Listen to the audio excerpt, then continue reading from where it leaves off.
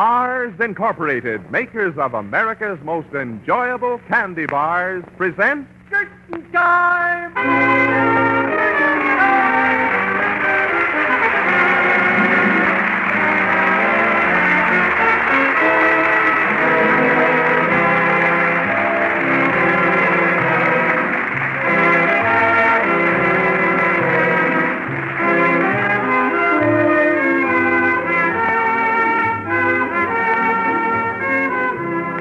The makers of Snickers welcome you to Curtain Time. Again tonight, the lobby is gay with midsummer colors. And here, in time for the first act, is the well-known man about town, your host, Patrick Allen. Good evening. Well, Mr. Allen, I understand tonight's play is a mystery. It is, John, and a very unusual one. But there's the overture, so we'd better hurry inside the theater for tonight's production of Curtain Time. Tickets, please. Thank you, sir.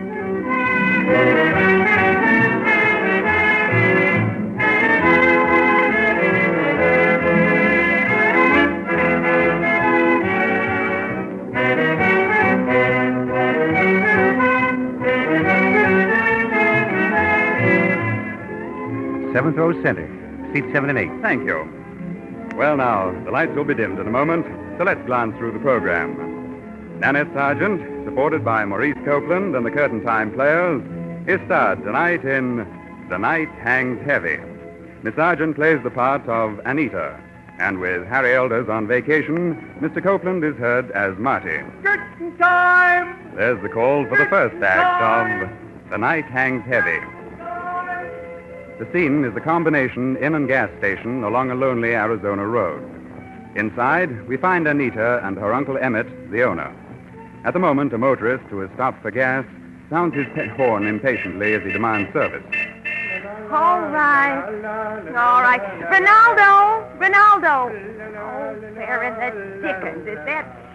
We're coming, Mr. Nito. Well, hurry, Ronaldo. Tell her that truck out there. The driver's waiting for gas. See, I go. Always everybody get excited. And for why? Oh, honestly. Well, we should all be like Ronaldo. Well, if we were, Uncle Emmett, this inn of yours would close down in a week. If it weren't for you, You'd leave? Oh, forget it. I was just thinking out loud. Well, there's no denying it, Anita. You're right. I'm to blame for asking you out here in the first place. Well, running a broken-down inn on an Arizona highway, that ain't no life for a young girl. oh, I don't mean to complain. Of course not. After all, I didn't have anybody back in Seattle. Things have been getting on your nerves lately, ain't they, Anita? Maybe it's the heat or the desert. It'll go away. Well, I'm sure glad you're here with me. Edgar's the only family I've got left, and with him away... Hiya, beautiful. Well, now, where have I heard that line before? From me, sweetheart. I got my eye on you. Oh? Well, how about placing your order, Dan? Hey, what kind of reception is this? What'll it be? Coffee and sinkers. Coffee and sinkers. Make it double. You killed my appetite. Make it double. Gee, here I've been hauling a truckload of oranges all the way from Phoenix, and you brushed me off like I was the smallpox. Uncle Emmett, I've been meaning to ask you. Yeah? Did you get a letter from Edgar yet this week? Yeah, just the other day. Is he feeling any better?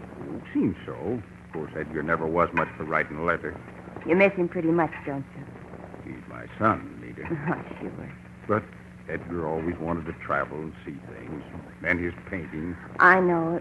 It helped to get away from things. Yeah, it did until he broke down, and I had to send him to the sanitarium so he'd sort of find himself again. Mm-hmm. Now, if he don't come back, well, I can't blame him. No, he'll be all right. And leave those dishes. I'll do them later. No, you stay behind the counter. I'll get Ronaldo to wash them. Now, look, babyface. Just say the word, and I'll take you for a spin in my truck when I come back this way tonight. Here's your sinkers and coffee. Hey, what's the matter? Ain't my truck good enough for you? Sure. Only I'm allergic to oranges. Yeah? Well, chasing dames is out of my line. They usually come after me. Gee, you must have a lot of time on your hands. Well, what's the matter? Lousy coffee and a fresh dame. I can't figure which is worse. Here you are, sweetheart. Even change. Right then. See you again sometime, honey. Hey, why don't you watch where you're going? Oh, si, senor. Ay. they all want gasolina. Ronaldo, give my uncle a hand in the kitchen. Si, but you know what, Miss Anita? What? It is a pity a pretty girl like you, she never liked to smile. Maybe I've forgotten how to smile. No, Miss Anita, do not I better see. make more coffee. The trucks from Casa Grande will be pulling in soon. See, the trucks, they go, they come, they go. Well, at least they're moving. See. And that's better than standing still. The dust doesn't get a chance to settle.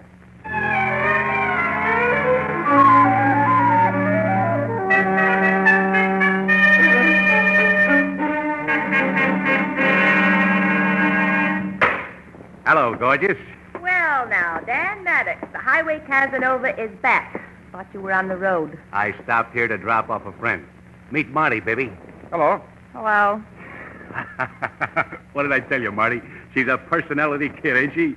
Well, I got to get those wheels rolling. See you around. Thanks for the lift. Forget it. What'll you have? Oh, just coffee. You a truck driver, too? No, I was just drifting along the highway. Dan offered me a lift to Gila Bend. He's a nice guy. You won't find much of a future in drifting. Here's your coffee. Don't get me wrong. I'm no hobo. You sure don't look like one. But, what's your angle? I'm looking for a job. Oh? You know, at first I thought Dan was just another truck driver who liked to talk. Well, he's right. Right. About what? You are beautiful. Now, wait a minute, mister. Oh, no offense. I guess I'm the kind of a guy who can't keep something to himself. Has Dan been giving you the idea that I'm his girl? Well, I like Dan, but that's all. it's none of my business. Maybe I've talked too much already. I like people who talk, especially the people who've been places. Oh? Where you from? No place special. I've been going from state to state, taking jobs as they come. Then, when I get bored with them... You leave? Yeah. You know, in a way, you and I are a lot alike. Only you do things, and I dream about them. You're not happy here, are you? How'd you guess? By the way you talk, I suppose. You know, when I first came down here, I didn't mind it so much. And then? And then it started to get on my nerves. It's so quiet and so far away from everything. So I promised myself I'd leave the next month. Only you didn't. I kept putting it off from month to month until I got in a rut. Why do you call it a rut? Well, this inn and the gas station, they belong to my uncle. Mm-hmm. I'm the only family he's got, except for his son.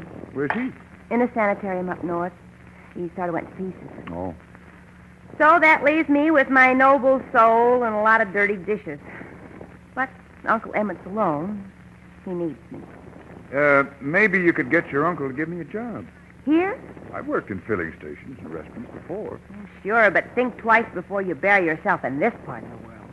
When a job begins to bore me, I leave. I've got a hunch this one might prove interesting. Hey, Nita, you do take care of those bills like I told you? Oh, they're all paid, Uncle Emmett, but meet Marty. He's a friend of Dan's. Hello. But Nita... Marty's looking for a job. Well, why didn't you say so? What do you do, young man? Anything that has to be done around a place like this. Okay, I can always use an extra man. You got a place to stay? Well, I see. Well, in that case, you can bunk with Ronaldo until we find space for you. Ronaldo. He's our helper. Sort of went with the place when Uncle Emmett bought it. Yes, you like him. He sings all day, and he works only if you remind him. Come with me, son. I'll show you around.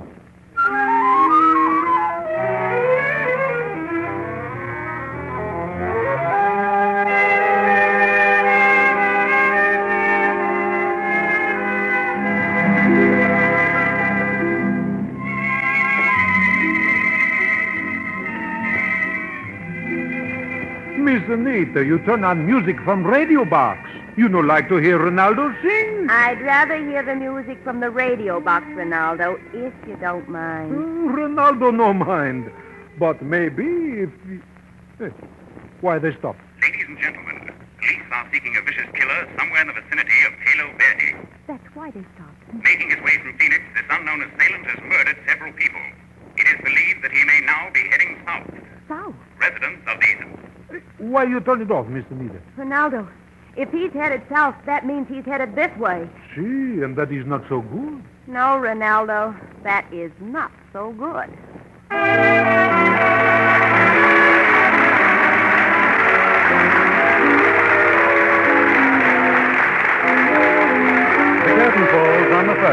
of tonight's Curtain Time play starring Nanette Sargent. And now, Joan Weigel. As long as the vacation season lasts, there will be many times when the whole family will be able to be together, relaxing with a treat like the taste treat of a Snickers candy bar. For a Snickers bar is one of those rare little pleasures that everyone in the family can enjoy, right from the moment you first bite into that fine milk chocolate. Then with each taste, your teeth sink through the thick milk chocolate coating, the golden layer of smooth, creamy caramel, packed with whole, freshly roasted peanuts, and the soft nougat center, richly flavored with fresh peanut butter and real malted milk. All melt together in each enjoyable mouthful to give you that rare taste blend you will find only in a Snickers bar. When you want a special taste delight, have a Snickers.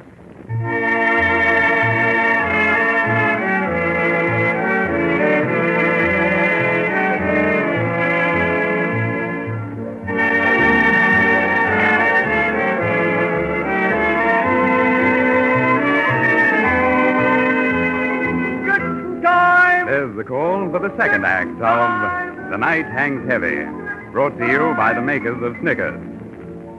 Anita, who helps her Uncle Emmett run a roadside inn and gas station on an isolated Arizona road, wants to get away, but feels her uncle needs her. The dullness of her life, however, was interrupted when she heard that a killer was said to be headed in the direction of Gila Bend.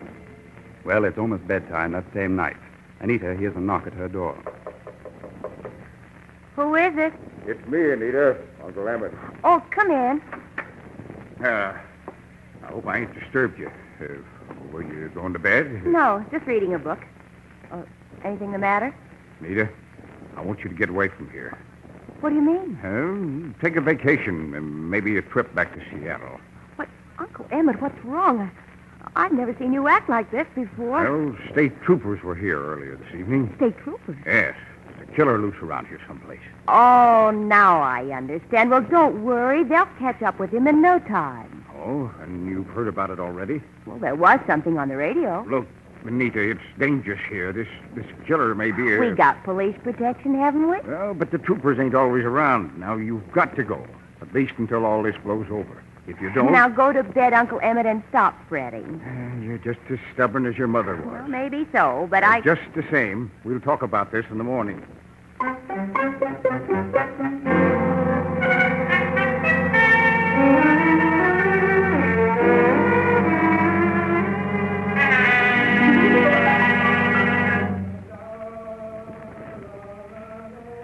Ronaldo? Is that you down there? Miss Anita, it is too nice to sleep on night like this. Well, you better get to bed anyway. It's getting late. Miss Anita, you can come down for 1 minute. But, Ronaldo, it's late. It is important. You remember the story on the radio box this morning? About the killer, you mean? See, I think Ronaldo find out something very important. You think... Stay there, Ronaldo. I'll be right down.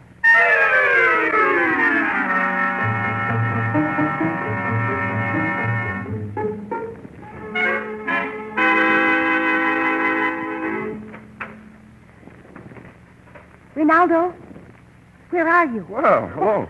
Oh, Mark, you startled me. Oh, I'm sorry. I've been sitting here in the dark. Have you seen Ronaldo? No. I just came out for some fresh air. Oh, that's funny. He called up at my window and said he wanted to tell me something. Want me to look for him? Oh, well, don't bother. He'll show up. Oh, well, how about sitting down? I've been wanting to talk to somebody. Oh, well, just for a minute. I got to get up early.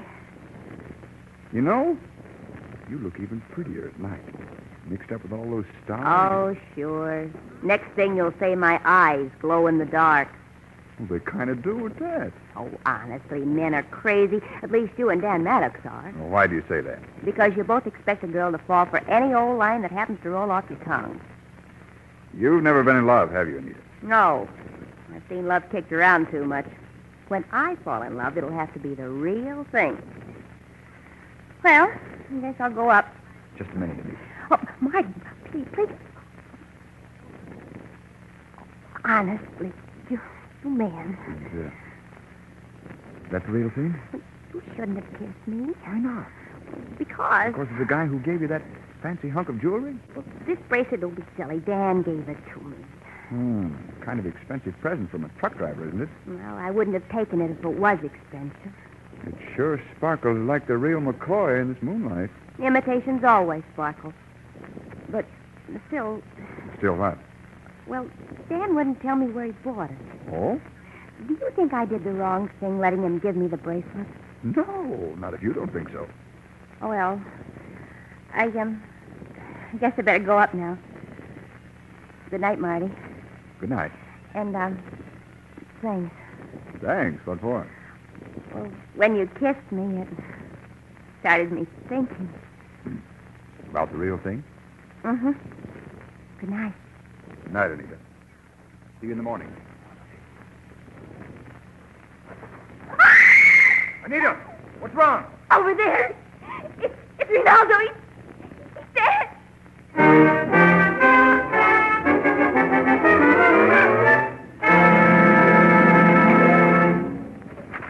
Hiya there, beautiful.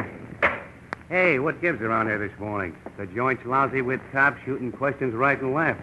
I don't get it. Oh, well, What gives, baby? Rinaldo was killed last night. Ronaldo. Yes. Yeah, but how did it happen? Well, he was strangled behind the inn. Holy smokes.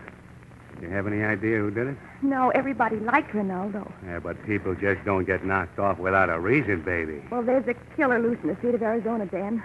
Or haven't you heard? Sure, but... Hey, you don't mean that... Last night, Rinaldo was going to tell me something he'd found out about the killer. Huh? A few minutes later, I found him. Dead. Maybe if he told me what he knew, I'd be dead, too. Look, Anita. That guy out there at the gas tank, ain't he the guy I picked up on the road? Yes. Uncle Emmett gave him a job. Well, how do you know he ain't mixed up in this somehow? We don't. We're leaving that up to the cops. Dan. What? Here. Put this in your pocket before anybody sees it. Yeah, but that's the bracelet I gave you. I said put it away. Here. Hey, what's the matter? Don't you like it? Oh, sure I like it. Only I had no right taking it in the first place. Oh, look, baby, I got it just for you. Where did you get it? Why, I bought it when I was working the Phoenix run. Why? I looked it over carefully, Dan. That bracelet's not as cheap as you made out. What put that crazy idea in your head? Oh, forget it. I just don't want it on me while the cops are around. They've asked enough questions already. Now, wait a minute. It takes a little time, but even a sap like me can figure a couple of things. Let go, Dan. You're hurting my eyes. What are you trying to connect me with? I'm afraid, Dan. I'm afraid for everybody. Yeah, but you can't. Stop it. Here comes the trooper. Okay. Well, I guess there's nothing more to worry about here. What do you mean, officer? We've got a head start. We're posting a guard at the end of the road just in case. He could be in the next county by now. Yeah, sure, but we'll get him. It's just a question of time before he comes out in the open. But he can still kill before... You got any leads? Yeah. Besides being a killer, he steals jewelry. What? Jewelry? Does that prove anything? Not yet. But it might lead us to the man we're after. Well, so long. Hope you don't have any more excitement.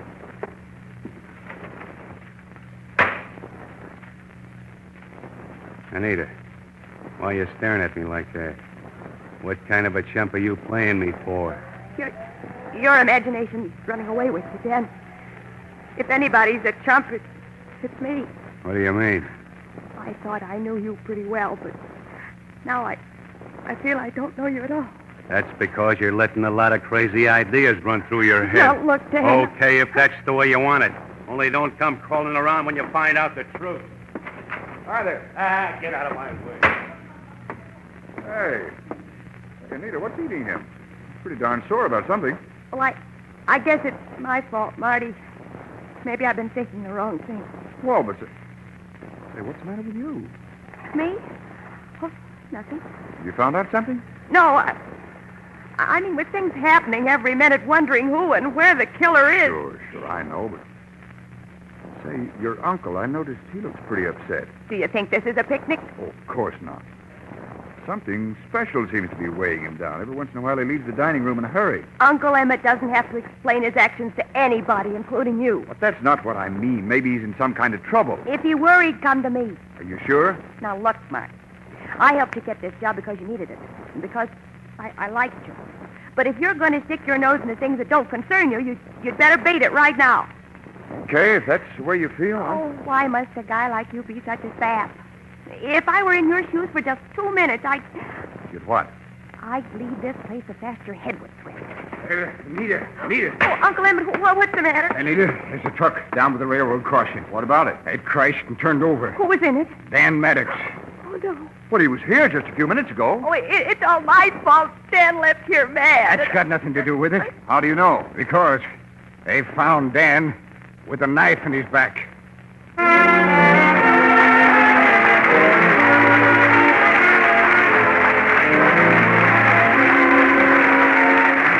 Before we bring you the third act of tonight's Curtain Time play, starring Nanette Sargent, here is John Weigel.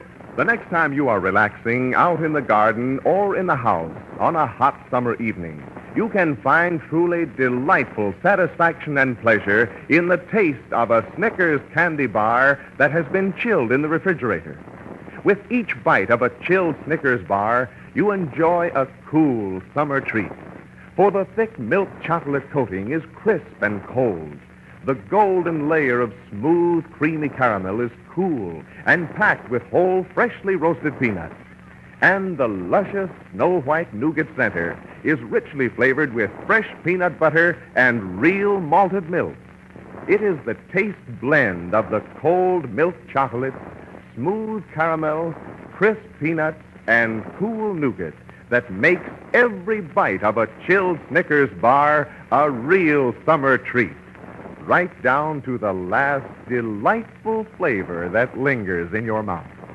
When you want a special taste delight, have a Snickers.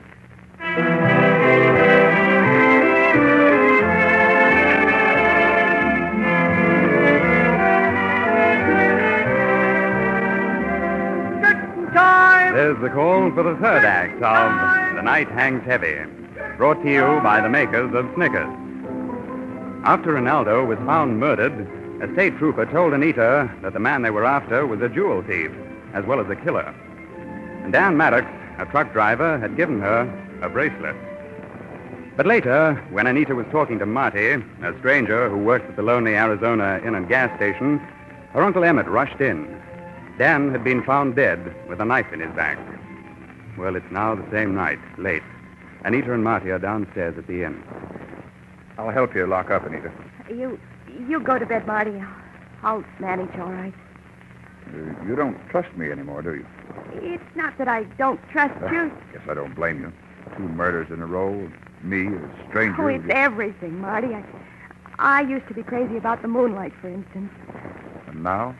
Now I'm afraid of what might be hiding in the shadows. Oh, what was that? Sounded like it came from the kitchen. Be careful, Marty. Uncle Emmett. Oh. I didn't know you were still down here. We were just locking up the dining room. What are you doing up? You said you were going to bed an hour ago. Well, I got a little hungry, so I came down again. Oh, but you know you shouldn't be eating at this hour. The doctor The said... doctor can go to blazes. I'll eat what I want when I want to. Good night. Marty, what's happening to everybody? Or is it me? There's nothing wrong with you, Anita. And my advice is just remember everything you see and hear, but say nothing.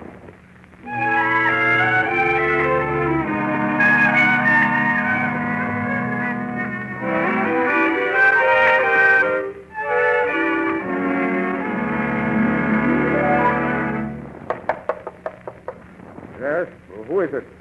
It's me, Anita. Can I speak to you, Uncle Emmett? Anita, it's late. You should go to sleep. Oh, but I can't. I thought I heard voices in your room. Voices? Yes. Were you talking to someone a while ago? It must have been the radio you heard. Yes, that's right. I was playing the radio. The radio. Yes, don't let every little sound you hear upset you, my dear. Now go to bed. You've worked hard today. Well, I didn't mean to disturb you. That's all right. Good night, Anita. That's not the radio. Someone else is in there.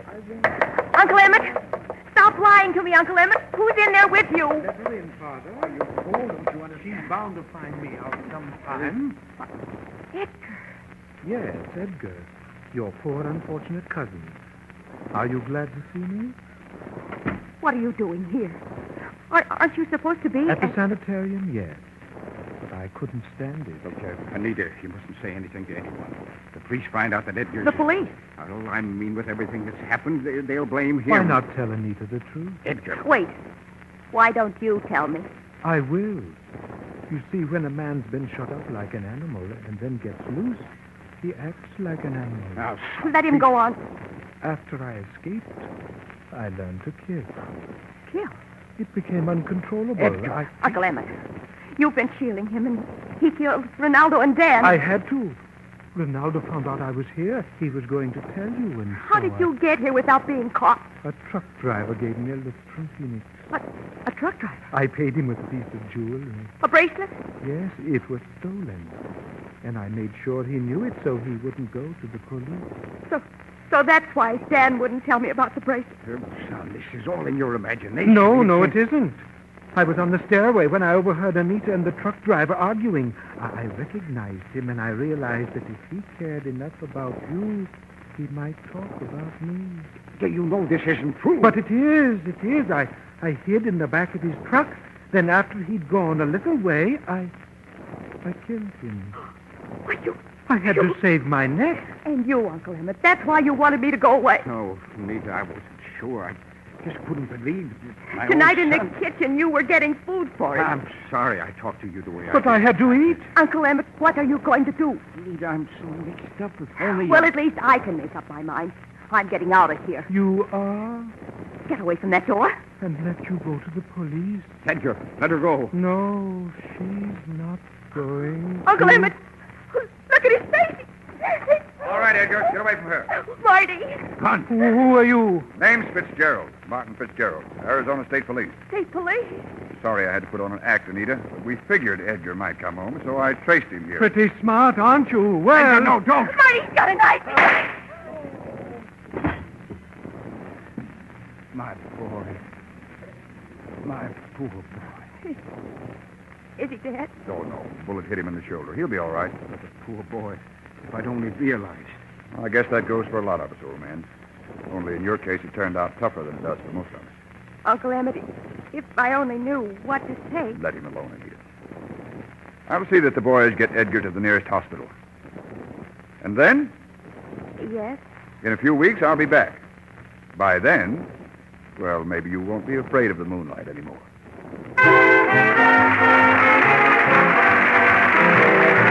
The curtain falls on the last act of A Night Hangs Heavy, another curtain time play brought to you by the makers of Snickers.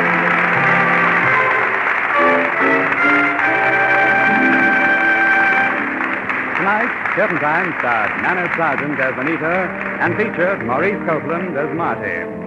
The supporting players were Forrest Lewis, George Caesar, and Arthur Peterson. The script was by Arthur Neal. The Curtain Time music is arranged and conducted by Bert Farber, and the entire production is directed by Harry Holcomb.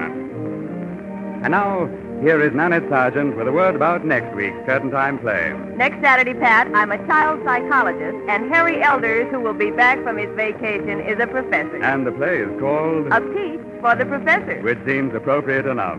Thanks and good night, Nanette Sargent. Good night, Pat. Now I'll join this gay theater crowd as it leaves the Merchandise Mart. Many on their way to the glamorous after-theater spots here in Chicago. Until next week, then, this is Patrick Allen reminding you of your date every Saturday, same time, same station, when the makers of Snickers present Curtain Time!